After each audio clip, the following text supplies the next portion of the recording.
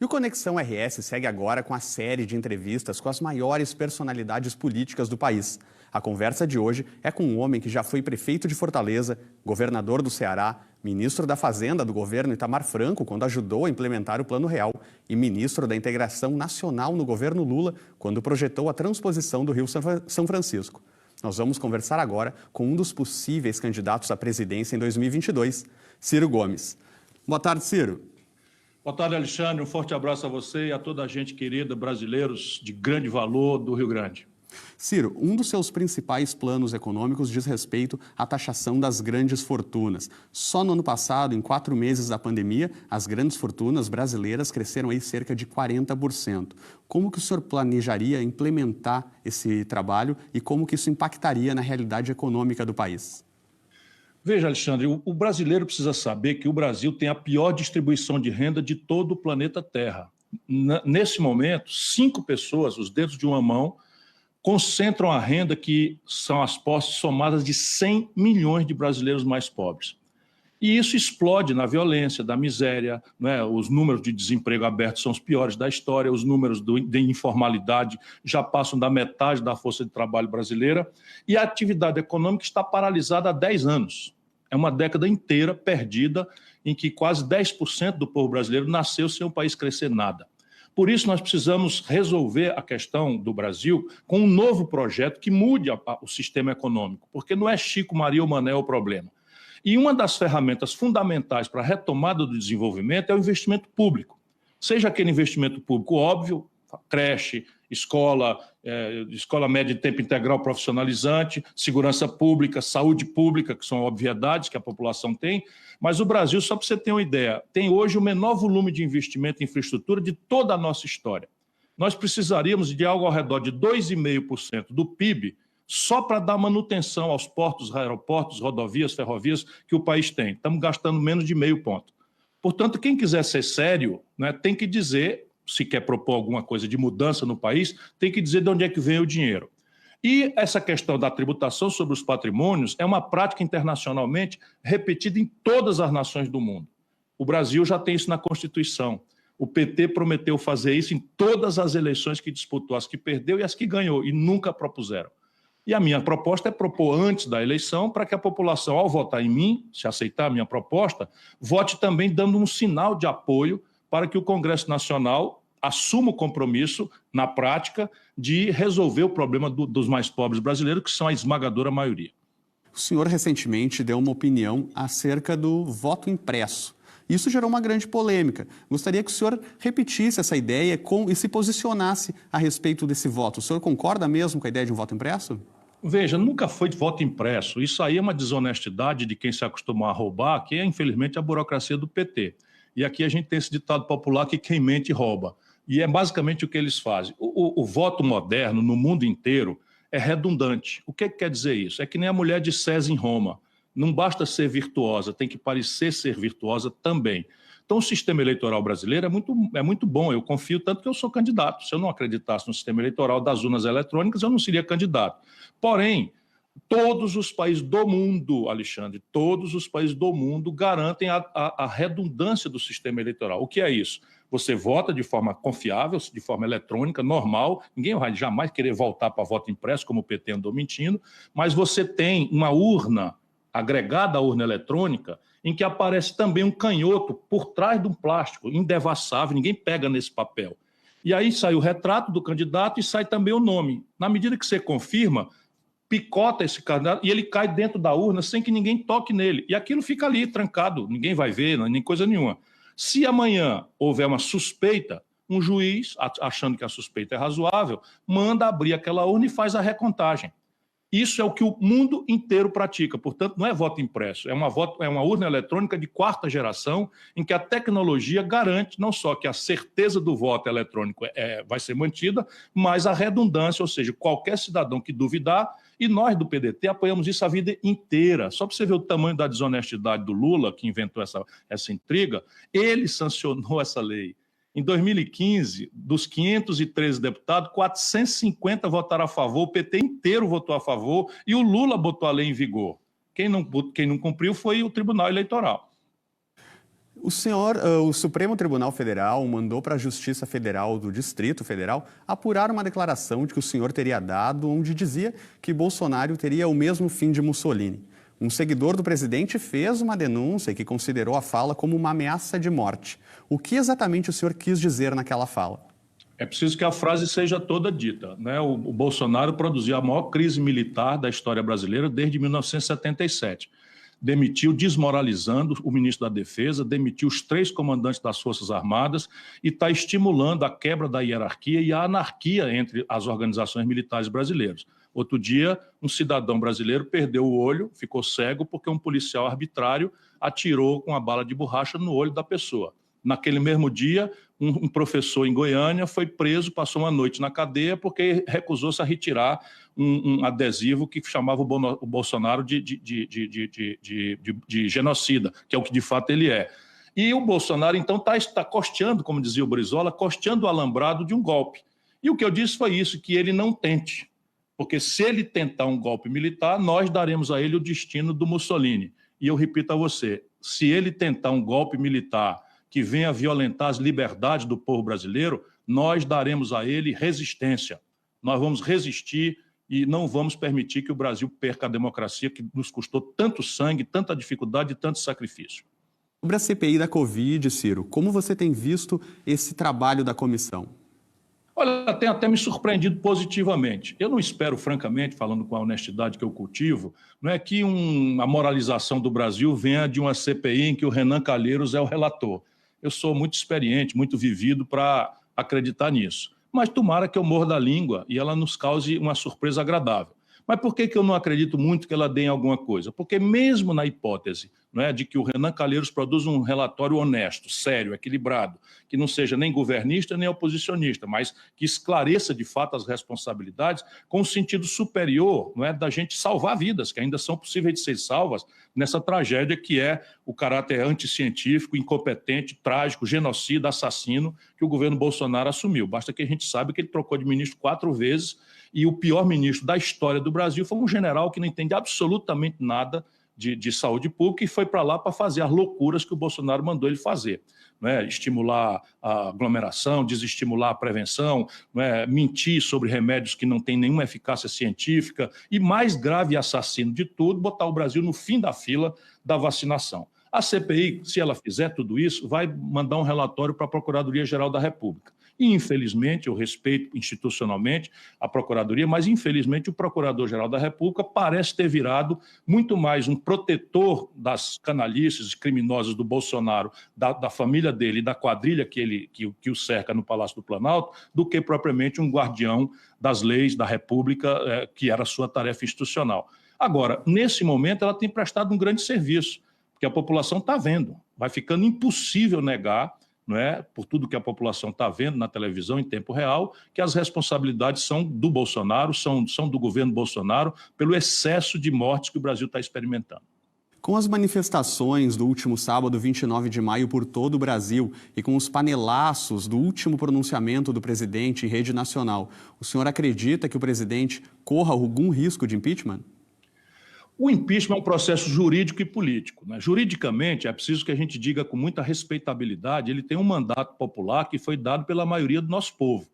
E eu respeito isso profundamente, porque impeachment não é remédio para governo ruim.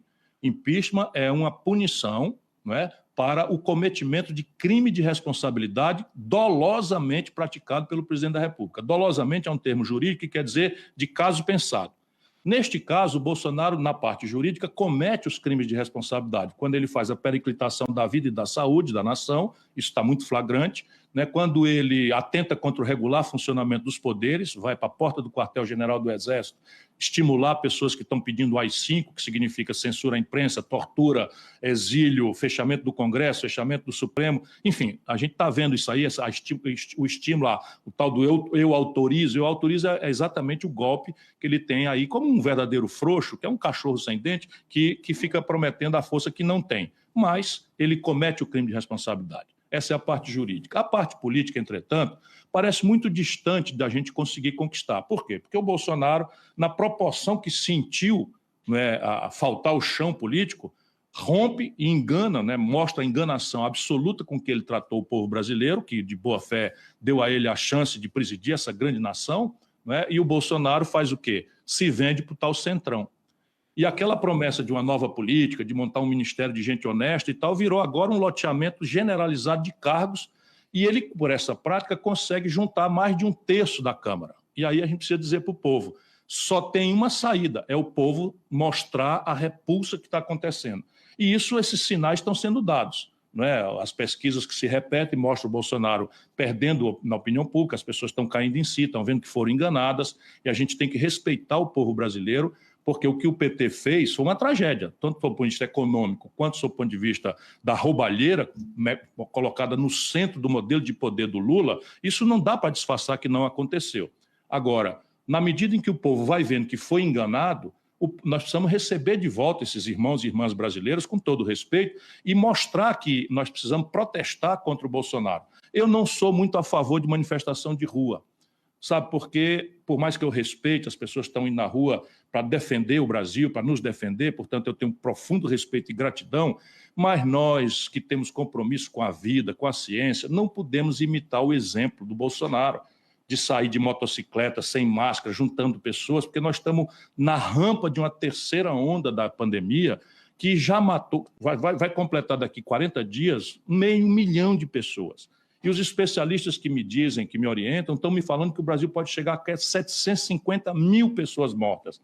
Portanto, por mais que a gente tenha direito e dever de protestar, ir para a rua não me parece ser a melhor providência. Ciro, o Brasil conhece o senhor e sabe que o senhor não é adepto a demagogias. O senhor fala o que tem que ser dito. Então, nesse cenário, eu lhe pergunto, é possível fazer política no Brasil, principalmente em Brasília, sem loteamento de cargos? É perfeitamente possível, desde que você entenda que participação política partidária em cargos do governo, no sistema representativo de 32 partidos registrados, eu rio para não chorar, Alexandre. A gente precisa saber qual é o Brasil real que nós temos, para não mentir como o Bolsonaro fez para o nosso povo. O Brasil tem 32 partidos políticos organizados. 26 desses partidos têm representação no Congresso Nacional. Portanto, se cada um desses deputados, e todos eles, são eleitos pelo nosso povo, não é? Nós estamos aperfeiçoando a democracia. Portanto, se o povo elege um parlamento, o governo tem que negociar com esse parlamento. A questão básica é de duas naturezas, duas perguntinhas. Negociar o quê e em que linguagem? Essa é a diferença entre quem quer fazer as coisas a sério. Então, quem o povo eleger, se eu for eleito presidente da República, eu vou pedir muito que o povo, ao votar para deputado e senador, vote em pessoas que tenham compromisso com o programa claro que eu vou apresentar. Eu estou propondo aumentar imposto de rico. Eles vão ficar contra mim e não vão dizer que é por isso. Mas se a população entender que educação custa dinheiro e eu preciso, para prometer creche, como eu estou prometendo, para as crianças de 0 a 3 anos ter um lugar para a mãe poder voltar e lutar no mercado de trabalho e não ficar a criança abandonada e devidamente alimentada, eu tenho que dizer quanto custa isso e de onde vem o dinheiro. E isso é o que eu quero. Se as pessoas, então, propuserem isso e me derem um deputado, eu vou diminuir o tamanho. Mas eu repito sempre, como fiz em 2018, o deputado que foi eleito é com ele que eu vou negociar. Por quê? Porque ele traz uma representação popular. Goste eu ou não goste, eu sou um democrata. Portanto, eu vou negociar com eles. Agora, negociar o quê? Eu vou negociar exclusivamente as reformas que o país precisa. Uma nova reconstitucionalização do Brasil. Só para você ter uma ideia, o Rio Grande do Sul, o Palácio do Piratini, virou, desde o Fernando Henrique, uma usina de destruição de liderança. Isso não é um acidente, gente gaúcha. Não é um acidente. Quem quer o monopólio de poder, que essa turma que domina o Brasil há muitos anos, né, sabe que o Rio Grande do Sul é um estado que tem muita tradição histórica de centralidade na vida pública brasileira. Pois bem, fizeram um acordo de dívida, o Rio Grande do Sul devia 100, já pagou 500 e está devendo 1.000. Estou fazendo aqui uma comparação das ordens de grandeza. Isso tem que mudar. A nova reconstitucionalização vem com um novo pacto federativo em que vamos dizer, a libertação do Rio Grande do Sul, do povo gaúcho, é um lugar que eu quero para mim na história. Eu sou trabalhista. Eu venho do legado de Getúlio Vargas, de João Goulart, de Leonel Brizola, para falar em 3 gaúchos, né, que tiveram gravíssima importância para a história e para a vida dessa grande nação, sofrida nação brasileira. E o Pacto Federativo vai me permitir, reconstitucionalizando o país, mudar o padrão da negociação. Então, negociar o quê? As reformas que serão anunciadas antes da eleição. E em que linguagem? Aí é o seguinte, participação em cargo não tem problema, participação no governo não tem problema, liberação de emendas individuais não tem problema. Quem mentiu para o povo que isso era problema foi o Bolsonaro. Isso tudo é normal, acontece no parlamento do mundo inteiro. O que eu prometo, entretanto, eu juro ao povo brasileiro, é que não vai ter rachadinha, não vai ter 30%, não vai ter loteamento de cargo para o cara roubar.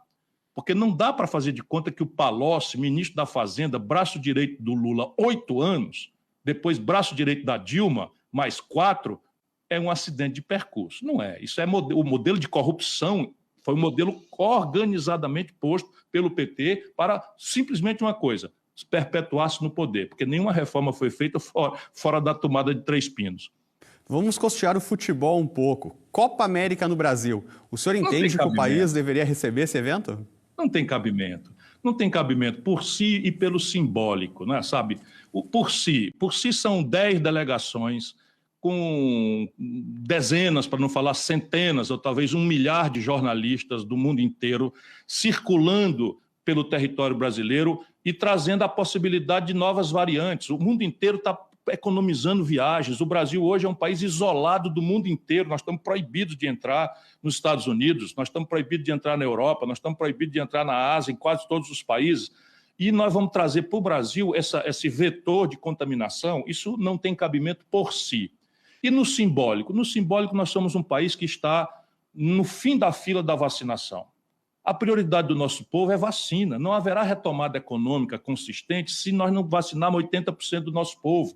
Nós precisamos vacinar o nosso povo. Enquanto não conseguimos vacinar, nós precisamos desestimular a aglomeração e, portanto, indenizar as empresas com crédito, não é? Que não está acontecendo, é muita propaganda. O Pronamp, que foi de novo empacotado, de novo anunciado, ninguém conseguiu pegar um centavo. Os bancos empossaram quase R$1 trilhão que o Banco Central tirou para estimular, né, a travessia aí da queda de faturamento das empresas. Nós queremos socorro emergencial para o nosso povo não ter... O Bolsonaro anuncia com atraso de 4 meses, R$150, que é 1/4 de uma cesta básica. Aí, no simbólico, é uma tragédia. Você passa 7 meses sem responder à Pfizer, que insistia de fazer do Brasil, porque aqui ela testou a vacina aqui, e a vacina da Pfizer teve uma eficácia absoluta, já testada no Brasil. Como o Brasil é um dos maiores países do mundo, a Pfizer tinha um interesse comercial global de vacinar em massa e precocemente no Brasil. Ofereceu 70 milhões de doses, meu caro Alexandre, em agosto do ano passado.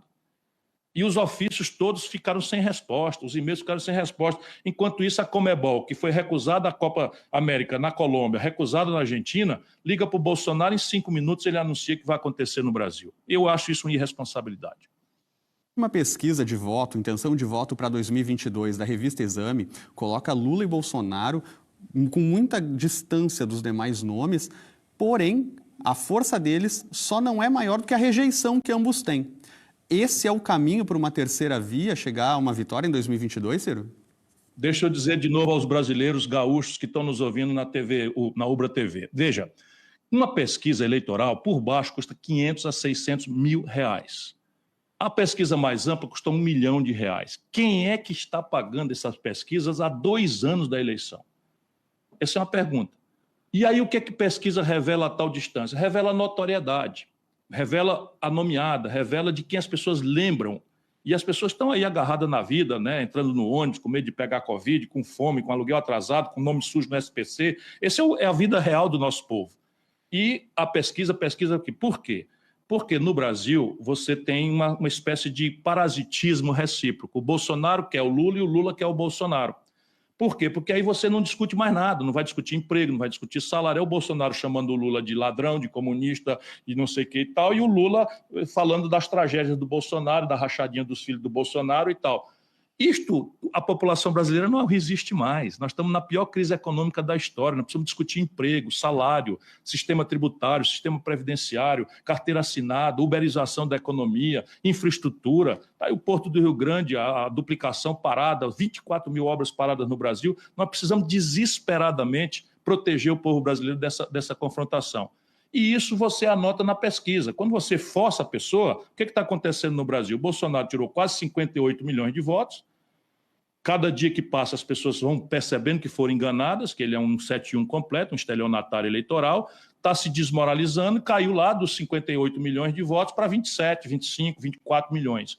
e a pessoa mais conhecida é o Lula. Então, o Lula vai e aproveita. Mas quando você vê, tem 30% com o Lula, 20% com o Bolsonaro, isso dá 50%.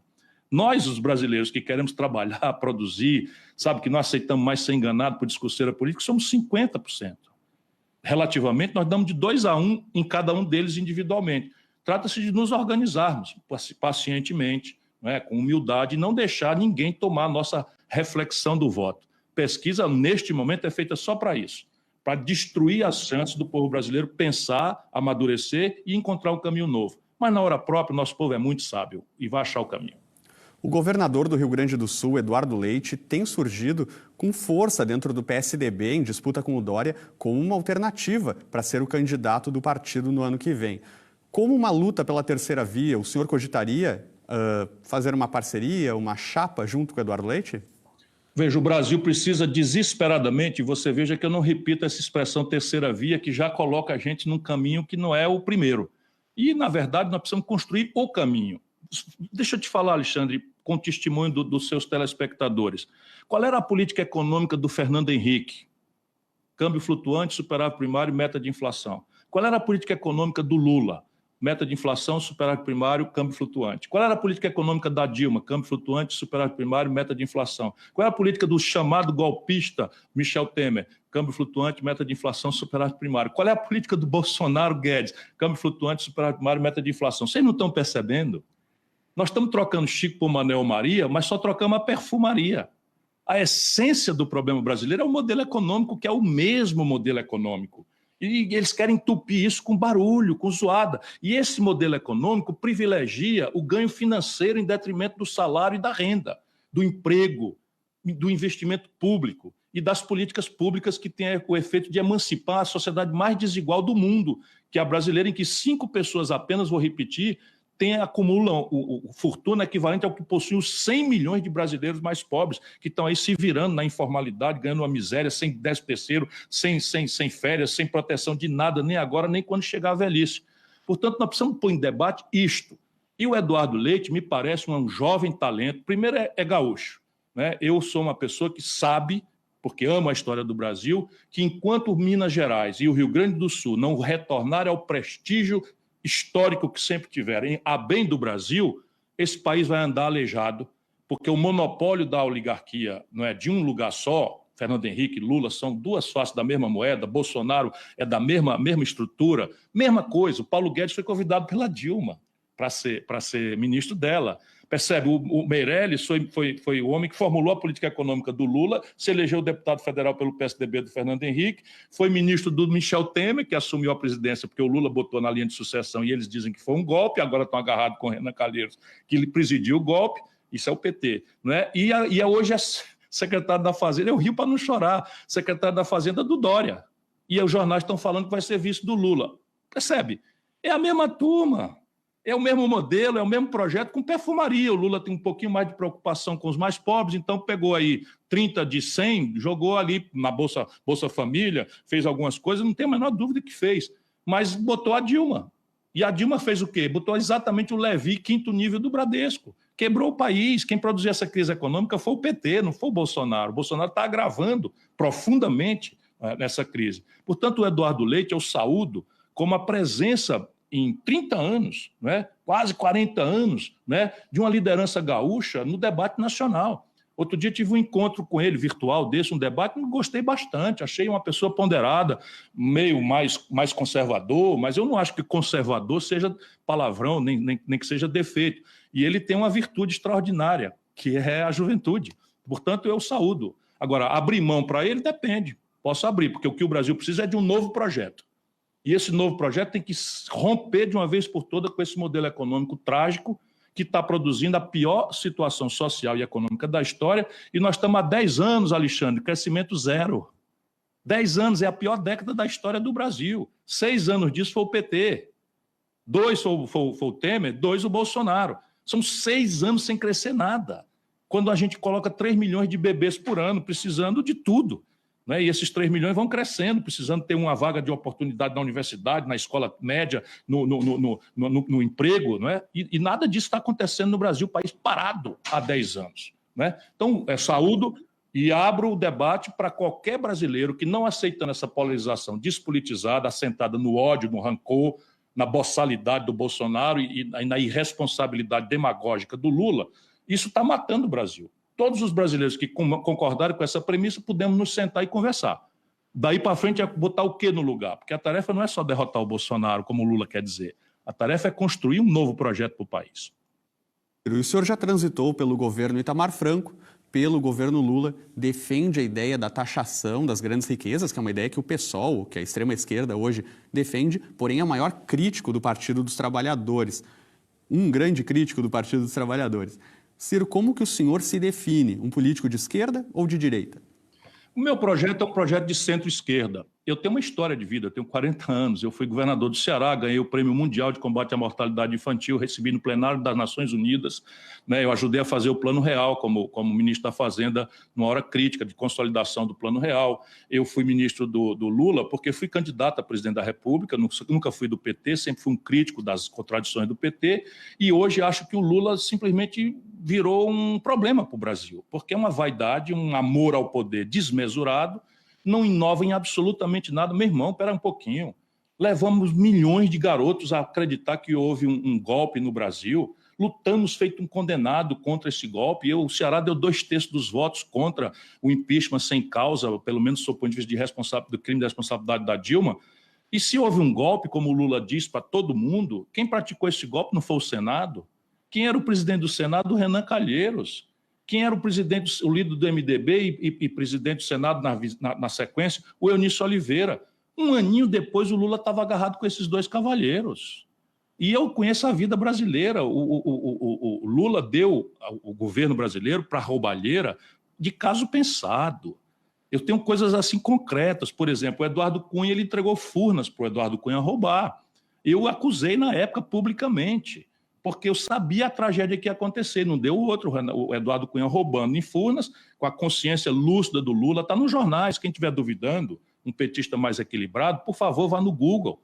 Veja lá a denúncia, o Eduardo Cunha me processou, porque eu disse que ele era ladrão, e ele era ladrão, tanto que foi condenado e foi para a cadeia. O Gedel, Alexandre, o Gedel é aquele caso dos 51 milhões de reais nas malas de dinheiro em Salvador, o Brasil inteiro pobre, chocado, a classe média sacrificada, todos nós vimos aquelas cenas. Pois bem, o Gedel, o Lula nomeou para o Ministério da Integração, que eu ocupei. A Dilma entregou a vice-presidência da Caixa Econômica para esse gatuno. E aí vem agora o Sérgio Machado roubou milhões de reais, mancomunado com o Romero Jucá, na Petrobras, na Transpetro, foi condenado. O Palocci devolveu 100 milhões de reais. Será possível que nós vamos fazer toda a nação brasileira de idiota? Isso é o que eles pensam. E o nosso povo não aguenta mais isso. Então, veja, eu disputei a presidência da República e não conseguindo, eu tenho a humildade de um democrata dizer, então eu vou votar naquele que é menos distante de mim. E foi o que eu fiz. Não é? Depois não aceitei mais ser ministro. Eu fui ministro no primeiro mandato e nunca mais aceitei ser ministro. Passei a denunciar e a propor. O que eu acho mais importante, se você me permitir, eu tenho um livro que está aí nas livrarias, dizendo exatamente onde é que está o problema brasileiro, descrevendo o problema para qualquer pessoa mais leiga que seja entender, especialmente o jovem, né, que é a maior vítima de tudo isso, embora os nossos idosos estejam pagando um dobrado também para sobreviver, né, mas aqui estão as soluções, aqui tem proposta, aqui diz quanto custa, de onde vem o dinheiro. E não é um poeta no sentido ruim do termo, é uma pessoa vivida. Eu conheço o Brasil inteiro, sabe? Eu conheço Uruguaiana, Santana do Livramento, conheço Bagé, conheço o eixo industrial, Caxias do Sul, Porto Alegre, conheço Passo Fundo, conheço, enfim, Pelotas, enfim, conheço a história do Rio Grande do Sul, indo e voltando, conheço a importância do Plácio de Castro na conquista do Acre, um gaúcho extraordinário, porque eu dedico a minha vida ao Brasil. Agora, classificação centro-esquerda e tal, o que eu acho que é necessário a gente juntar o mundo que produz e trabalha com os trabalhadores. O que é isso? É o comerciante, especialmente o pequeno e médio, que está quebrando. É o industrial. O Brasil tinha 35% da sua riqueza tirada da indústria quando essa gente começou esse desmonte. Hoje é 9%. É a maior destruição de indústria da história do Brasil. Falei outro dia para Santa Cruz do Sul, né, a dificuldade que os risicultores têm de produzir. Do outro lado da fronteira está o Uruguai, produzindo em condições extremamente diferentes em favor deles. O Brasil simplesmente não tem projeto de nada. Está a minha assinatura no Mercosul, nunca mais se fez nada para aperfeiçoar isso. E o Brasil, de tanta bobagem que está fazendo, a Argentina já é o principal parceiro regional da China. Nós perdemos esse lugar que era nosso há 20 anos. Hoje está nos jornais que o Brasil explodiu a importação de óleo diesel. Meu irmão, o Brasil está obrigando o caminhoneiro, o ônibus, o empresário de ônibus a pagar diesel em dólar. Quando a primeira refinaria do Brasil foi feita no Rio Grande do Sul pelos comerciantes, sabe? Do Rio Grande do Sul, do interior do Rio Grande do Sul, em 1932. A gente já sabia fazer óleo diesel, hoje nós estamos importando óleo diesel. O país está sendo destruído. E é essa a minha vontade, é saber unir o centro, que representa esse mundo da produção, a indústria, a agricultura, a pecuária, os serviços, os profissionais liberais, com o mundo do trabalho, sabe, que está passando o pior momento da sua história. Quando a gente conseguiu isso na história brasileira, o Brasil foi o país que mais cresceu no mundo. Entre 1930, está tudo isso no livro, e 1980, o Brasil cresceu 7% ao ano, em média. A China é aqui. E agora essa gente só destrói o país, só vende, só entrega, não fazem nada. Não é? E isso não é nosso destino. Nosso destino é o progresso. E eu quero ajudar isso a acontecer. Ex-prefeito de Fortaleza, ex-governador do Ceará, ex-ministro Ciro Gomes, muito obrigado pela sua participação aqui no Conexão RS, pela atenção e pelo carinho das informações. Uma boa tarde. Muito obrigado. Deixa eu só divulgar aqui as minhas redes para completar essa ideia. É o seguinte, no Twitter e no Instagram, eu estou lá com @Ciro Gomes. E no Facebook e YouTube, @Ciro Gomes Oficial. Entra lá, pergunta, questiona, critica, sugere, porque a gente precisa ajudar o Brasil a achar o caminho. E vamos achar.